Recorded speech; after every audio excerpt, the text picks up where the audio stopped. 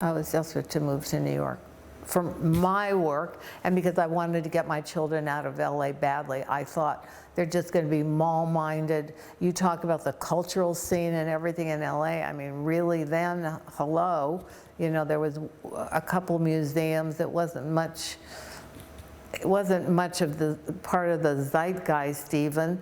The LA Philharmonic, this was before Disney Hall or anything, you had to drive for, it'd be like driving from here to, I don't know, Palm Beach to go just about to, there wasn't much culture, and kids were completely passive because their parents had to drive them everywhere. They couldn't, and I didn't like what was happening to them.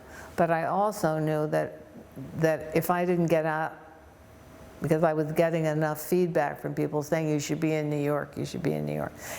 Richard loved LA after Philadelphia, which was so parochial and difficult for an architect, especially Jewish architects, you know, because that's the main line. That was that whole other deal.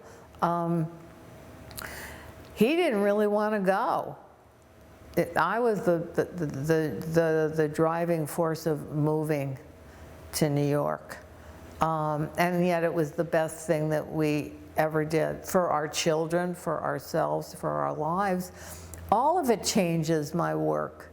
Everything changes your work. That's how you're growing as an artist. You keep evolving.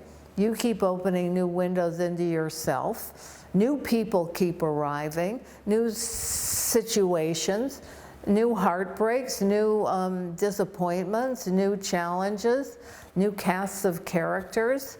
To me, that's, you know, that's how you know you're having a life that isn't based on letting the fear drive it. Yeah, I mean, I have so many. I mean, I have friends in California that still live within 3 miles of Beverly Hills High School. So they have a certain kind of comfort and security that I don't have because I've, you know, my life has been so many different chapters, so many different places. But life changes anyway. People get divorced, they stop liking you, they move, I mean, you know, they die. I mean, all these things happen whether you try to shelter in place or not. And I've always felt that life should be as much of an adventure as it can be. You know, we had a lot of responsibilities, but moving to Soho was the greatest thing I ever did for my kids, and certainly for my work. I would not have had the agents I had. I would have not had a New York Times bestseller probably, or any of that, if I hadn't been in New York City. And then New York became terrible. You know, that was now it's back being pretty terrible, but and Richard really wanted to get out. He had sold Access Press.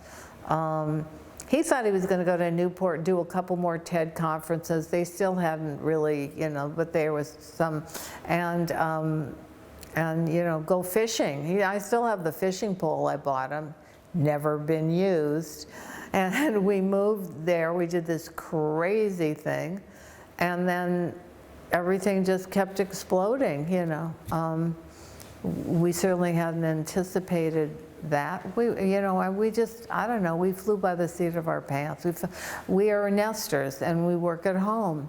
And our home, our art, the things that we have collected, everything in our house, our crazy house, is from somebody we know, or a place that we've traveled to, or an experience that we've had, or something our kids have created. It's pretty hard to put you know, you have to find a